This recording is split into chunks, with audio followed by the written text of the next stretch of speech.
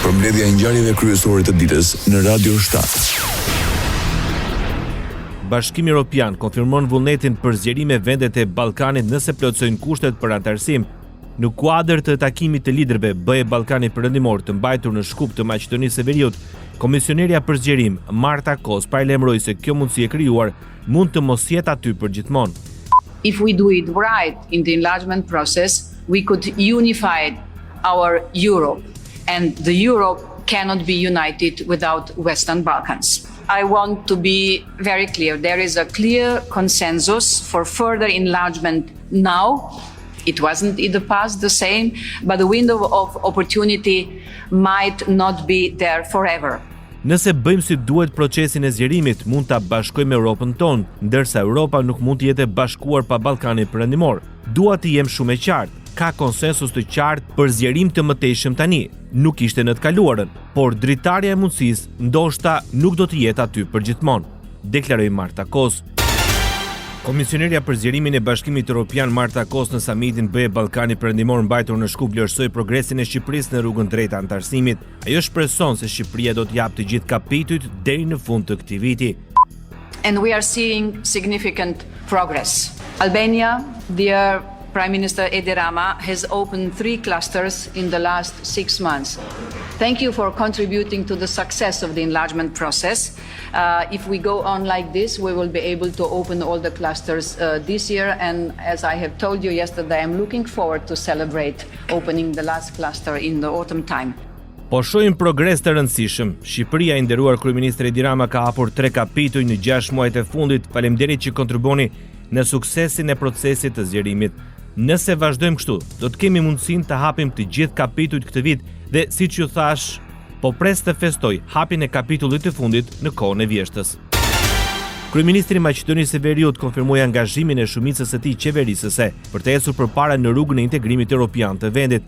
Në fjalimin e tij në takimin e liderëve të vendeve BE Ballkani Perëndimor, Hithra Miskovski tha se rajoni ynë është një pjesë jetësore e Europës dhe një pjesë integrale e së ardhmes së saj. So let the summit mark action over promises, progress over delay, to turn the growth plan into reality. Together we can build a strong and connected region that is prosperous, inclusive and proudly European. Ky summit le të shënojë veprime përpara premtimeve, progres para vonesave, që ta shndrojmë planin e rritjes në realitet. Bashkarisht mund të ndërtojmë një rajon të fuqishëm dhe të ndërlidhur, që është përparimtar gjithëpërfshirës dhe krenarisht evropian. Ballkani Perëndimor është një rajon i pasur me potencial dhe ambicie, megjithëse shumë shpesh ka narrativa përçarje, por kur shikoj përreth mund të shoh se ka një histori tjetër. Rajoni përcaktohet nga fryma e tij dhe refuzon të lihet pasdore. Zonja dhe zotrinj, ky samiti kushtohet një vizioni të përbashkët, një vizioni ku investimet lullëzojnë dhe inovacioni ofron mundësi për të gjithë. Një vizion ku Ballkani Perëndimor nuk është më një dhomë pritje, por një rajon që është në zhvillim, tha kryeministri i Maqedonisë së Veriut.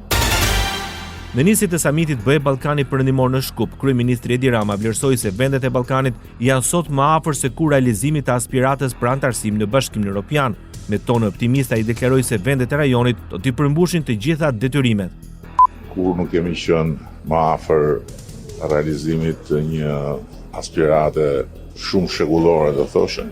Dhe nga ana tjetër më vjen mirë që ka një atmosferë të përgjithshme pozitive në këtë drejtim. Kemi qenë asnjëherë më afër, jemi shumë afër edhe besoj shumë që ne do t'i përmbushin të gjitha detyrimet tona, siç kemi parapare dhe afatet me Komisionin Evropian, dhe plani i përbashkët do të realizohet plotësisht.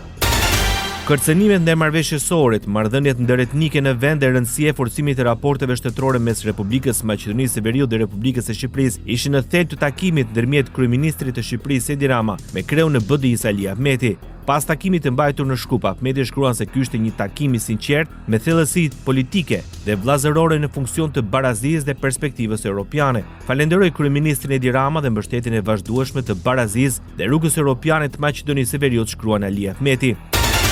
Në një kohë që kryeministri Edi Rama takoi me kryetarin e BDI-s Ali Ahmeti, zëvendës kryeministri i Maqedonisë së Veriut, Izet Mexhiti mirëpriti kryeministrin e Kosovës Albin Kurti. e mirëprita si vëlla, si mik, si udhëheqës të një shteti që na qëndron pranë çdo kohë. Kjo pritje ishte një shenjë respekti dhe vlerësimi për lidhjet që na bashkojnë, për qasjen e përbashkët që kemi ndaj sfidave të rajonit dhe për besimin që ndajmë në të ardhmen tonë europiane, shkruan Izet Mexhiti. Sipas zëvendës kryeministrit të Republikës Maqedonisë së Veriut, në këtë takim u bisedua për mundësitë që kemi përpara vetes për bashkëpunim dhe për rrugën tonë drejt Europës. Vlerësimi i rezultateve për regjistrimin e popullsisë në Maqedoninë e Veriut vijon të jetë shkak për përplasje mes shumicës në pushtet dhe opozitës shqiptare. Kryetari i BDI-s Ali Ahmeti reagoi pas interesimit të gazetarëve. Ndër të tjera, ai sqaroi dhe kushtet e realizimit të censusit. Ka rezident dhe jo rezident, shqiptarët as kanë qenë të ndarë, as do ndahen. Ndonjëherë është regjistrim kuadër të gjitha marrëveshjeve dhe standarde. Nga koalicioni Vlen reagoi zëdhënësi Driton Sulejmani. Ai tha se për më shumë se 20 vite në pushtet BDI me politikat e saj destruktive nuk solli zhvillim, por boshatisje. Sipas Vlen, regjistrimi u kthye në mjet për të minuar realitetin e shqiptarëve në vend, ndërsa akuzoi drejtuesit e BDI-s se zgjodhën të heshtin si gjithmonë përballë një krimi të ri politik. Ai listoi abuzime sipas tij në lidhje me regjistrimin e popullsisë realizuar në kohën e BDI-s. Në fshatin Lëdorisht janë regjistruar 1344 banorë mbi 18 vjeç, dërsa në zgjedhjet e vitit 2024 kanë votuar 2397 qytetarë apo mbi 1000 më shumë. Në Velesht janë regjistruar 2196 banorë, por votuan 2377 ose 200 më shumë. Në Livadhi sërish rezulton më shumë votues se sa banorë të regjistruar. A me këso veprime synuat zbehjen e prezencës shqiptare në vend. Tani shtrojnë pyetje tjera që BDI nuk guxon të shmanget asesi. Pse u nënshkrua një metodologji që ul numrin e shqiptarëve në vend? Pse nuk u mbrojt kontributi i diasporës në jetën e këtij shteti? Pse pranuhet të ndahen shqiptarët jashtë vendit nga pjesa tjetër e kombit? Deputeti e Frontit Evropian Skënder Xhepi në një dalje për mediat akuzoi qeverinë se nuk i ka përfshirë emigrantët gjatë financimit komunave. Për këtë, siç bëri të ditur Xhepi, Fronti Evropian do të kërkojë përgjegjësi. Brenda vitit të kaluar, kjo qeveri monoetnike dhe kryekëput anti-shqiptare dhe kryekëput kundër interesave të bashkëjetesës në vend, ndëretnike, ka sjellur vendime të tëra me të cilën i ka ekskluduar apo u ka pamundsuar qytetarëve të cilët jetojnë jashtë vendit që të jenë hisëtar në investime dhe në buxhetin të ndarë për komuna. Andaj ne do kërkojmë përgjegjësi penale, jo vetëm ndaj atyre që kanë përgatitur metodologjinë, por edhe ndaj qeverisë aktuale, e cila i ka kriminalizuar mundësinë e të qenurit të barabartë në hisën e ndarjes së buxhetit komunal. Radio 7, zëri pozitiv i qytetit. Dështon për të 40 herë radha si konstituimi i Kuvendit të Kosovës. Sërish, kryesuesi i seancës Avni Deari kërkoi nga subjektet politike parlamentare të propozojnë emrat për anëtar të komisionit për votim të fshehtë. Edhe këtë herë nuk pati propozime as nga PDK, LDK, Alianca për Ardhmërinë e Kosovës dhe lista serbe. Vazhdojmë të pika e tretë artikull 4, zgjedhja e kryetarit të Kuvendit.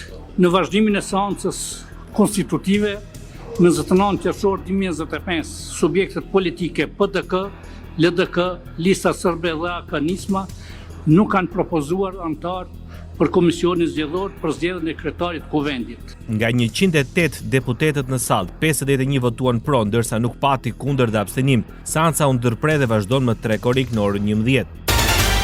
Pas dështimit të radhës, Partia Demokratike e Kosovës bëri përgjegjës lëvizjen vetvendosje. Në një prononcim për mediat, Vlora Çitako pretendon për shkelje të kushtetutës nga shumica në pushtet.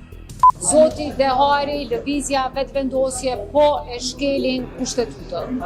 I bëjmë thirrje edhe një herë lëvizjes vetvendosje që të reflektoj. Të kthehemi në sallë pas nesër, të kthehemi rendit të ditës, të konstituojmë Kuvendin dhe të bëjmë punën tonë. Puna jonë nuk është të vim këtu e të defilojmë çdo 48 orë. Puna jonë është të ndërtojmë institucionet, të ndërtojmë qeverinë. Ndërsa kryetari i partisë Memli Krasniqi kishte një koment për takimin e mundshëm me presidenten Vjosa Osmani. Ka qenë para disa javësh shoh pozitiv në kuptimin e angazhimit, por nuk di çka të them për mundësinë e rezultatit, sepse në fundit blokada është prodhimi i kryenetësisë politike të lëvizjes vetvendosje. Nga Lidhja Demokratike e Kosovës reagoi deputeti Armen Zemaj. Ai pretendoi për shkelje të vendimeve të gjykatës kushtetuese kapin institucioneve me tendencën për të vazhduar ky ngërç politik. Kjo është e papërgjithshme, është e pafalshme. Ne duhet gjejmë rrugë demokratike që dalim nga kjo situatë, shihet që nuk ka vullnet formën që e imponon kushtetuta dhe legislacionin e fuqi rregullore punës së kuvendit dhe tashmë ardha e 40 e deputetëve këtu pa ndonjë rezultat tregon që uzurpatori i kësaj ndërtese që kemë përballë është dëshira edhe është vullneti vetëm i tij që të qëndrojë në atë ndërtesë.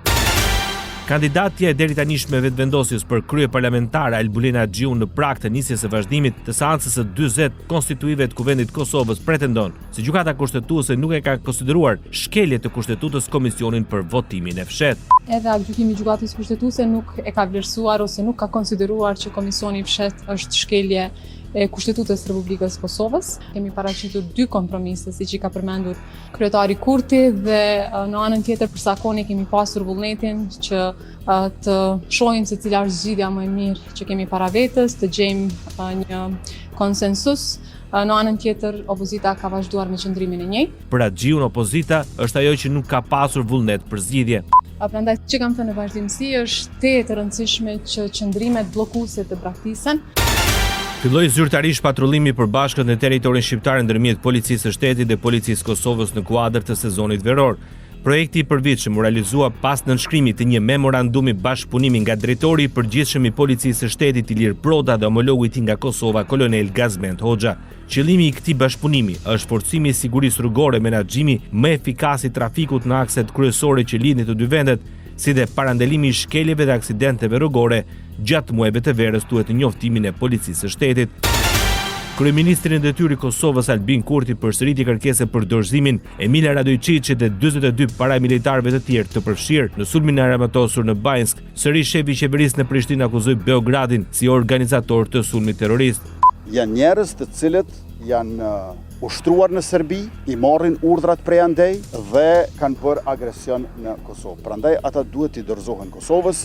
Kjo flet që ne kemi pasur gjithçka të drejtë dhe tregon gjithçka për vetë regjimin e Beogradit, i cili në njërin anë vepron kësaj për shkak se i mohon krimet e kryera gjatë luftës në Kosovë, e në anën tjetër vetëm sa e rrit bashkëpunimin me Kremlinin, me presidentin despotik Putin. Kurti kujtoi se para 2 vjetësh në qershor të vitit 2023 qeveria e tij kishte marrë vendim për ta shpallur tash të quajtur mbrojtje civile dhe brigadat veriore si organizata terroriste, vendim ky që sipas tij ishte i goditur me gjithë kritikat e ashpra të kohës.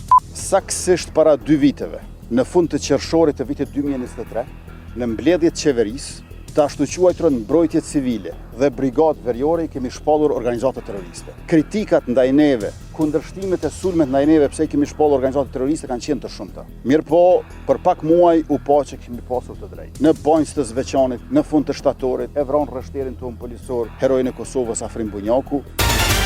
Është gati fillimi i punës për stacionin e ri të Policisë Kosovës në Zupin Potok. Për këtë objekt pritet investohen 1.1 milion euro. Ministri në detyrë i punëve të brendshme Xhelal Zveçla tha se ky objekt do të jetë burimi i sigurisë për qytetarët në Kosovë. Stacioni do të jetë një infrastrukturë e nevojshme për pjesëtarët e policisë sonde, burimi i sigurisë e adresë raportimit për të gjithë qytetarët pa dallim. Mbetemi të përkushtuar në ruajtjen e sigurisë së qytetarëve, qetësisë publike dhe padyshim dhe sovraniteti dhe integriteti territorial të vendit tonë, shkrua në rrjetet sociale ministri i brendshëm i Kosovës Xhelal Zveçla.